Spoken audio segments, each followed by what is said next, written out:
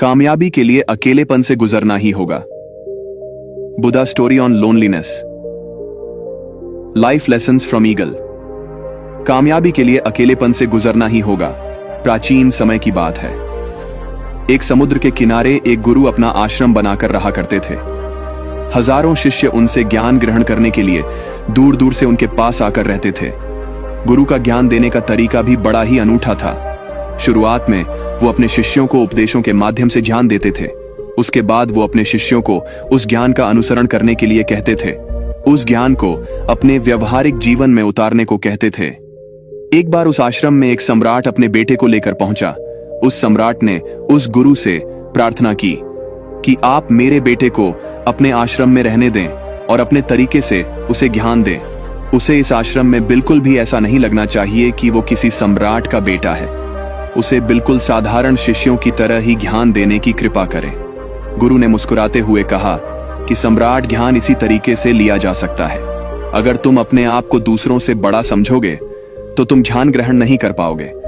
अगर तुम्हें ज्ञान ग्रहण करना है तो तुम्हें दूसरों की तरह अपने आप को साधारण समझना होगा। यही ज्ञान ग्रहण करने की सबसे पहली सीढ़ी होती है। तुम निश्चिंत रहो, आज से तुम्हारे बेटे की जिम्मेदारी मेरे कंधों पर रही। ये कहकर गुरु सम्राट के बेटे को अपने साथ लेकर समुद्र के किनारे टहलने के लिए निकल गए। आश्रम के बाकी सभी बच्चे उस सम्राट को देख रहे थे। सम्राट अपने बेटे को अपने रथ पर बिठाकर लाया था, जिससे सभी बच्चे समझ गए थे कि ये लड़का सम्राट का बेटा है। इसी वजह से आश्रम के सभी बच्चे सम्राट के बेटे की तरह आकर्षित हो गए थे। जब गुरु सम्राट के बेटे को लेकर समुद्र पर टहल रहे थे तो सम्राट का बेटा अचानक फूट फूट कर रोने लगा, क्योंकि अभी वो सिर्फ 12 वर्ष का था और 12 वर्ष की आयु में उसके पिता उसे अपने से दूर छोड़कर चले गए थे। ये सदमा वो बच्चा सहन नहीं कर पा रहा था।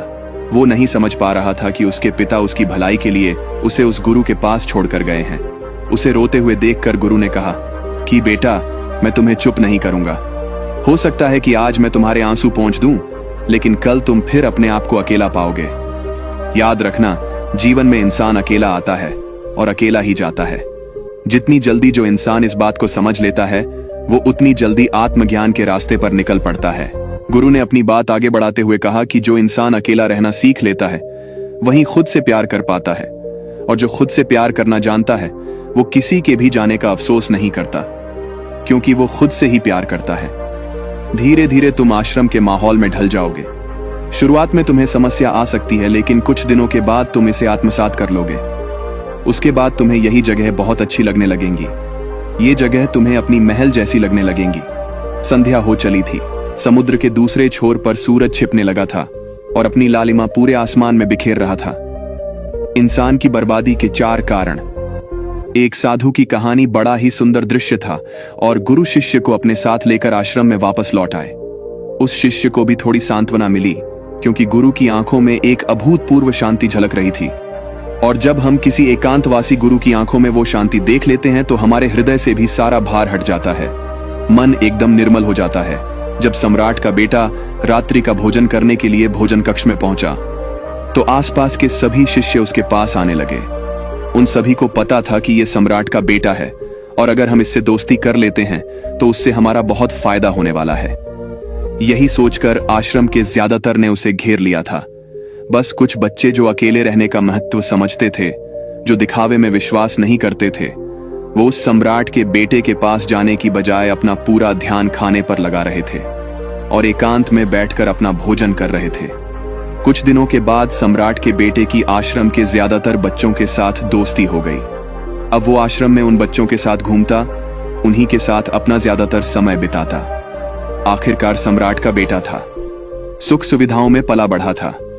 आसपास बहुत से दास औरत आसिया होते थे। आसपास अपने मित्रों से घिरे होना वही दिनचर्या उसने इस आश्रम में भी अपना ली थी। ऐसा नहीं था कि गुरु को यह सब पता नहीं था, पर गुरु उसे अलग तरीके से ज्ञान देना चाहते थे। बच्चों को ज्ञान आप उपदेश देकर नहीं दे सकते, उन्हें साक्षात्कार कराना पड़ता है। उसके बाद उन्हें वो बात समझ आती है जो आप समझाना चाहते हैं। गुरु को यह बात पता थी कि अगर मैं इसे बोलकर बताऊंगा तो ये कभी समझ नहीं पाएगा। मुझे ऐसे दिखाना पड़ेगा, इसे एहसास कराना पड़ेगा कि अकेले रहने से ही तुम अपनी शक्तियों को जान पाओगे।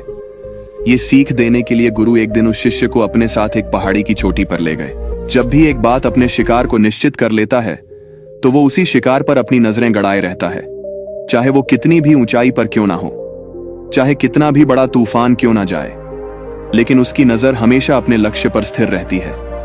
आज सुबह जिस बाज को मैंने देखा, उसने हर भेड़ को अपना शिकार नहीं बनाया, बल्कि उस भेड़ के झुंड में से उसने उस भेड़ के मेमने को अपना शिकार बनाया। उस बाज की तरह हमें भी अपना ध्यान अपने एक ही लक्ष्य पर स्थिर रखना चाहिए, चाहे कितनी भी अड़चनें क्यों ना आए। हमें अपना लक्ष्य स्पष्ट दिखाई देना चाहिए। 10-20 अलग अलग लक्ष्यों में अपनी ऊर्जा बर्बाद करने की बजाय हमें किसी एक लक्ष्य पर पूरी एकाग्रता के साथ ध्यान देना चाहिए।